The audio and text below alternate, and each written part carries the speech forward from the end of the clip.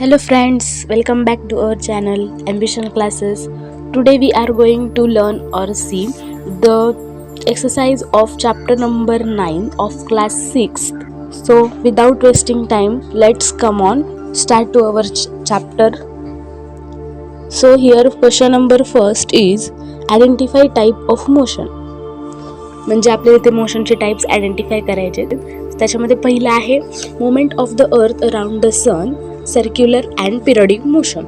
Movement of ceiling fan म्हणजे आपल्या घराच्या छतावरती फिरणारा जो पंखा असतो त्याची ही मोशन ही सर्क्युलर मोशन असते. A meteor falling from the sky म्हणजे आकाशातून पडणारा ध्रुव तारा वगैरे, तर त्याची जी मोशन असते ही नॉन युनिफॉर्म किंवा लिनियर मोशन असते.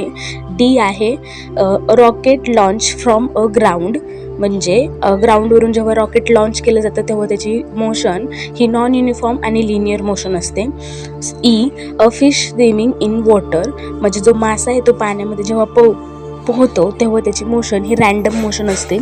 The pluck string of sitar म्हणजे जेव्हा आपण सितारेच्या तारा छेडतो तेव्हा त्याची ही ऑसिलेटरी मोशन असते.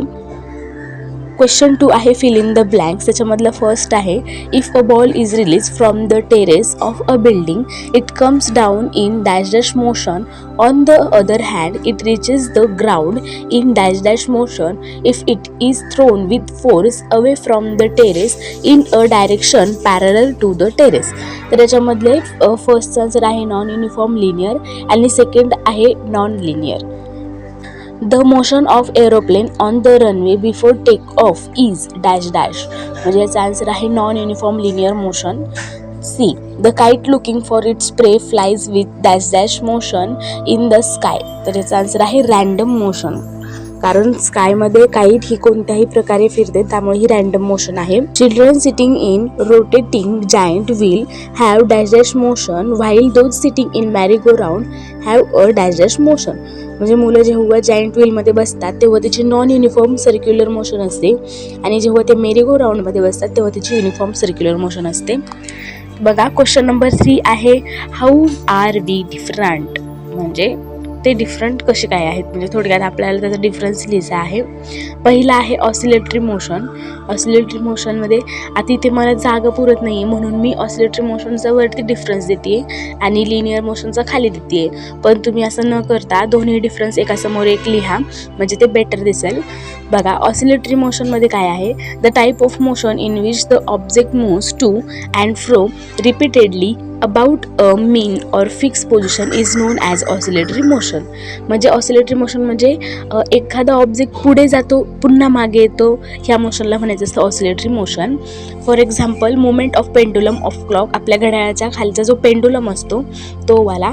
नंतर आहे linear motion the type of motion in which the object moves one point to another in a straight line is called linear motion. म्हणजे जो एखादा ऑब्जेक्ट फक्त लिनियर म्हणजे सरळ जात असेल तर त्याला म्हणायचं असं linear motion. For example vehicle moving on straight road गाडी रोडवरती जाते तेव्हा ती लिनियर मोशनमध्ये जाते. त्याच्यानंतर पुढे आहे बी आहे लिनियर मोशन आणि रँडम मोशन. लिनियर मोशन काय आहे the type of motion in which the object moves from one point to another in a straight line is called linear motion. Linear motion म्हणजे एका पॉईंटपासून दुसऱ्या पॉईंटपर्यंत जेव्हा ऑब्जेक्ट जातो तेव्हा तो एकदम स्ट्रेट लाईनमध्ये जातो तेव्हा त्याला म्हणायचं असं linear motion. For example vehicle moving on a straight road म्हणजे एखादी गाडी जेव्हा स्ट्रेट रोडवरून जाते तेव्हा त्याला लिनियर मोशन व्हायचं. आत्ताच आपण वरती पाहिलं. त्याच्यानंतर पुढे आहे random motion the type of motion in which the direction of motion and the speed of object changes continuously is called random motion. म्हणजे त्याची डायरेक्शन ऑलवेज चेंज होत असते, मोशन स्पीड सगळं चेंज होत असते त्याला म्हणायचं असतं random motion. For example children playing in a garden म्हणजे चिल्ड्रन्स जेव्हा गार्डनवरती खेळतात तेव्हा त्यांची ती रँडम मोशन असते. पुढे आहे सी रँडम मोशन आणि ऑसिलेटरी मोशन. आताच रँडम मोशनबद्दल मी वरती सांगितलं. त्याच्यानंतर पुढेचं मी डायरेक्ट सांगते. Oscillatory motion the type of motion in which the object moves to and fro repeatedly about the mean or a fix position is known as oscillatory motion. Oscillatory motion मग अशी सांगितलेलं तुम्हाला मी जेव्हा एखादा ऑब्जेक्ट पुढे किंवा मागे रिपीटेडली जात असेल किंवा मागे येत असेल तर त्याला म्हणायचं असतं oscillatory motion. For example movement of pendulum, घड्याळाच्या खाली जो आपला पेंडुलम असतो त्याची मोशन. क्वेश्चन 4 आहे explain your own words giving one example of इच.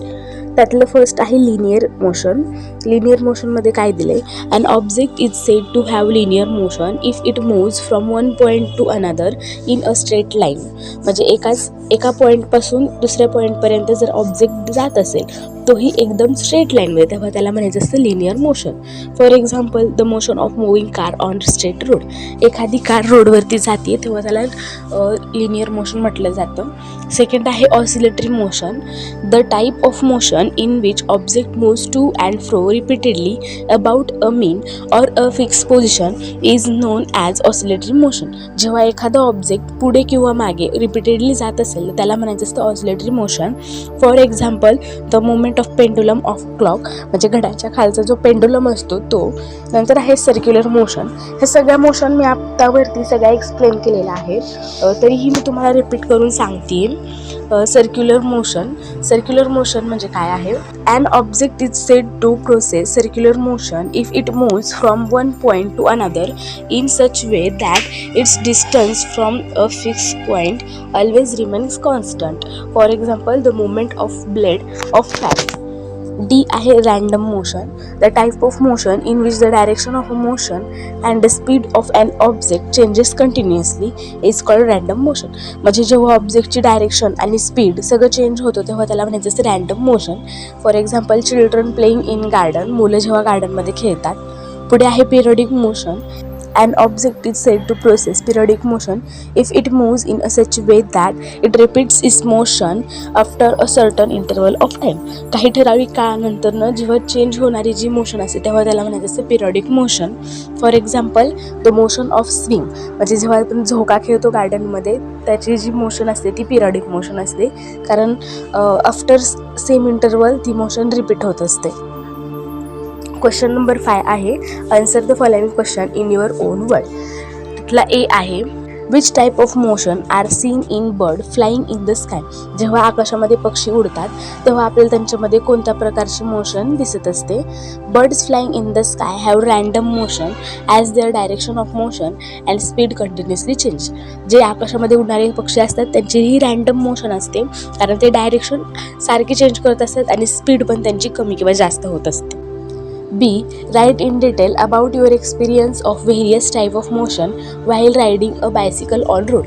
जेव्हा आपण रोडवरती सायकल चालवतो तेव्हा आपल्याला कोणते मोशन बघायला भेटतात त्याच्याबद्दल डिटेल लिहायचं आहे आपल्याला. तर पहिलं, the wheels of bicycle are uniform or non uniform circular. आता जे सायकलचं जे चाक असते त्याच्यामध्ये युनिफॉर्म आणि नॉन युनिफॉर्म सर्क्युलर मोशन आपल्याला दिसते. The legs of a person riding the bicycle are uniform or non-uniform circular motion. जो व्यक्ती ती सायकल चालवत आहे त्याचे जे पाय आहेत हे युनिफॉर्म आणि नॉन युनिफॉर्म सर्क्युलर मोशन करतात. The bicycle is in uniform or non uniform linear motion. It can also be in non uniform. Question number 6, complete the puzzle using words of type as of motion. त्यातलं ए आहे अ spring is stretches and one end is release. त्याला आपण म्हणतो oscillatory. Second आहे a minute hand असतो आपला circular. Third आहे अ C सॉ असतो आपला पिरियडिक. फोर्थ आणि फिफ्थ दोन्ही पण सेम आहे. चिल्ड्रन इन मार्च पास्ट तर त्याचं आहे युनिफॉर्म. सिक्स्थ आहे a stone rolling down a hill side, त्याचं आहे रॅन्डम.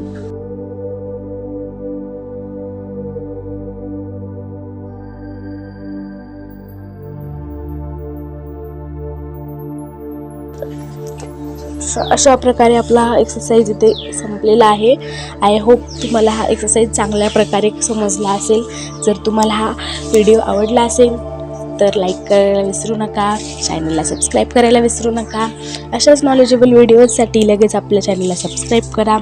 बेल आयकॉनवरती प्रेस करून ठेवा, म्हणजे आलेले नवनवीन व्हिडिओजचे नोटिफिकेशन सगळ्यात अगोदर तुम्हाला भेटतील. आणि तुमच्या फ्रेंड्सलासुद्धा शेअर करायला विसरू नका. Thank you, bye bye, take care.